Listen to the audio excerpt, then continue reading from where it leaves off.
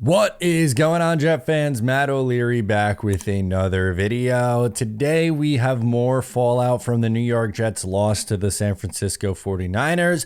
We will react to some post-game comments and Robert Saleh's comments from today, why he's not concerned with the New York Jets defense. So while we still have some more to get into for this game against the San Francisco 49ers, it's important to let you guys know that I will be doing a watch party for week 2. That's my big news for week 2 of the NFL season. Flip the page to the Tennessee Titans coming up in week 2. So listen up, New Jersey Jets fans. I'm hosting a watch party at the Beach Gallery in Keansburg for week 2 against the Titans. Doors open at 12 o'clock.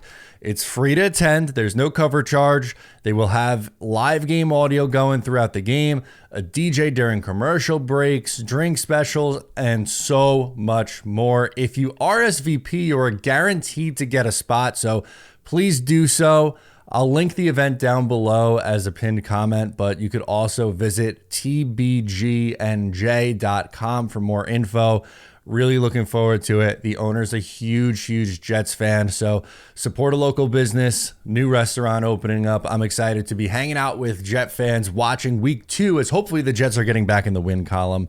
RSVP down below. Okay, one of the big storylines from last night was the run defense. They were, well, putrid against the run, and Robert Saleh shared why he thought the Jets were so bad against the run last night. What was the biggest issue in the run defense? You know, I try to word this the right way. It wasn't for a lack of effort as much as it was from for guys just trying to do too much. When you play a team like San Francisco, they've been together 8 years. They're very precise in what they do. It's as simple as just do your job. Do your job, and we would have been in much better shape. Like I said, in the second half, I felt like we got to it. We played better in the run game. They had the one explosive, but it's going to get fixed. It's definitely going to get fixed. I'm not discouraged in any way. Obviously, they executed a hell of a lot better than we did, and we'll be better for it. It was an issue. Christian McCaffrey wasn't playing in this game, but the Jets' run defense still was not great. I thought going into this year that the run defense could be a problem. They lost John Franklin Myers, their best run defending edge rusher. They lost him for nothing. Al Woods is gone. Leaky Fotu, who you brought in to replace Al Woods, is injured and on IR. Pretty much Javon Kinlaw is the starter next to Quinnen Williams. So he's not particularly great against the run. He's more of a pass rush guy. The Jets didn't really have someone on the interior of that defensive line outside of Quinnen Williams. We know Quinnen Williams is good against the run and as a pass rusher, but besides Quinnen, there's really nobody else available who is solid against the run. And I thought they got exposed. And look, I'm not hitting the button and saying like, it's going to be a problem all year. This is a massive disaster. The Jets are going to be horrible.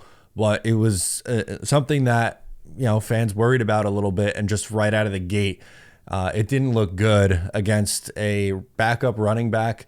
No Christian McCaffrey. We know the San Francisco 49ers are a great offense, and they had the run game working because it seemed like they were going at will for the New York Jets, or against the New York Jets. In speaking with the media today, Robert Saleh not concerned at all about the defense. He says, quote, "It's not a problem. I know we're going to get the defense fixed. That is not a problem. If that's a problem, it's not a problem. And I know we're going to get a lot better from week 1 to week 2. We got a great opportunity this week against Tennessee on a short week. They were very unfortunate not to come away with the game, their game against Chicago, but and they've got a lot of really good pieces. They got one of the best O-line coaches in the history of football who's given us fits over the last few years. So it's going to be a tremendous challenge. But like I said, guys, it's a 17-game season. Got 16 of these left, and getting the defense fixed is not going to be a problem. Now, Salah does deserve the benefit of the doubt with the defense because, well, they've been really good the last 2 years, but a little nonchalant for my liking. Again, I'm not saying that the Jets defense isn't going to be good this year and this or that. Like, they had a rough outing in week 1. I don't think they're going to perform like that every single week, but it was ugly. There were some things to me that stood out as negatives with this defense. At times they were better, and Salah pointed out how they got better in the second half. And to an extent, I think they did. I wouldn't say they were world beaters in the second half, and I wouldn't parade around saying that they figured it out in the second half and that it was all good to go. Not really. For me, the 49ers punted one time in this game. The Jets let up scores on 9 possessions.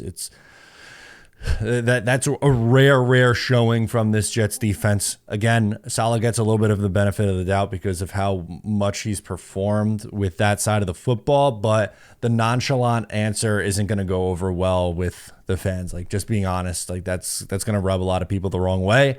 I see it already, but quick turnaround to Tennessee. They need a bounce back performance in a big way. The second thing that really stood out to me was honestly the pass rush, and again, people were upset that I brought that up because the run defense looked significantly worse, which is true. But Sauce Gardner spoke about third down execution and not getting off the field. The defense's performance tonight. Man, we got to be better, especially on third down.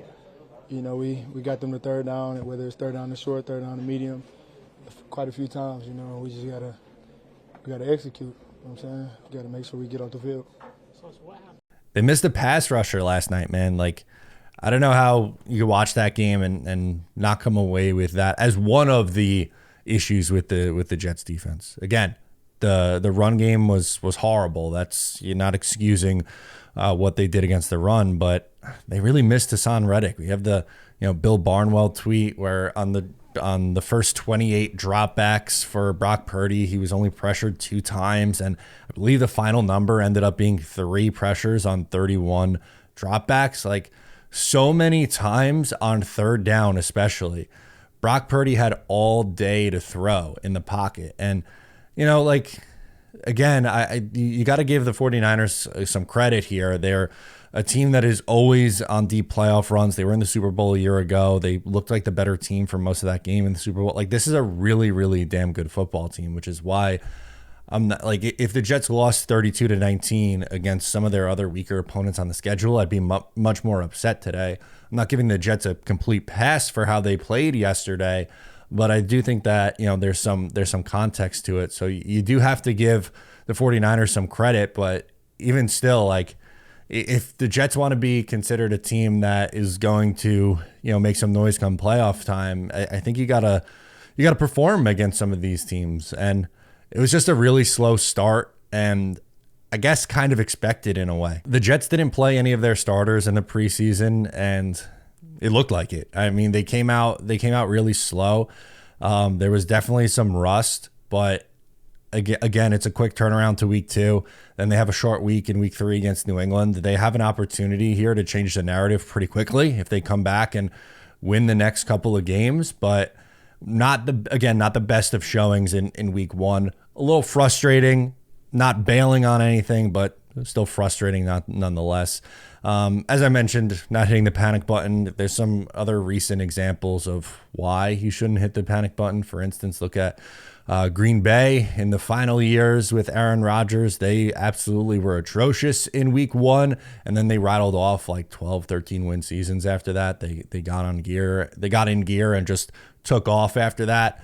And then a great example, Tom Brady in week 1 in 2020 with the Tampa Bay Buccaneers. They looked absolutely abysmal, and then they go on and win the Super Bowl. So again, Jets don't get a free pass, but I'm not bailing on the season after just week 1. So anyway, comment down below your thoughts. Don't forget, RSVP to the event down below in the description if you want to come hang out. You're a Jersey Jet fan. Even if you're not, come make the drive. I know a couple of people who I've told already from Long Island, making the drive out there. So come hang out. I'll be there. Really excited for it. Once again, I'm Matt O'Leary. Subscribe if you're new. We'll catch you next time.